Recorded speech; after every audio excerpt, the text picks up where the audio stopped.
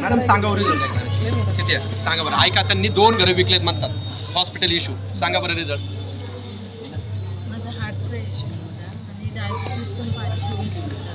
दोनदा हळूहळू बोलतात ते. हार्टचा इश्यू होता आणि त्यांना डायबिटीज पण किती होता 520. आता माझी इंजर 2 वेळा झाली. एनजीओ 2 वेळा झाली. आता प्लॅन मांडीतून हातातून 2 वेळा एनजीओ सर्जरी एवढा खर्च. परत आता ऑपरेशन होतं माझं आता मागच्या महिन्यात. 11 तारखेला मागच्या महिन्यात ऑपरेशन होतं. सर्जरी होते हां तर ती रद्द झाली असते म्हणजे रिपोर्ट त्यांना नॉर्मल आले नंतर. मागच्या महिन्यात 11 तारखेला हार्टची दुसरी सर्जरी होती. हार्ट मॅडम खरं का मॅडम? तुम्हाला हे बोलायला ह्यांनी 1000 रुपये दिले असे म्हणतील काही लोक.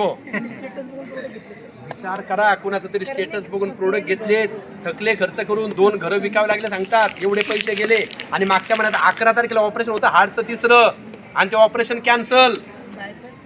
बायपास होतं मोठं. अरे बापरे ग्रेट यार. आपल्या MD सर मॅनेजमेंट प्रोडक्ट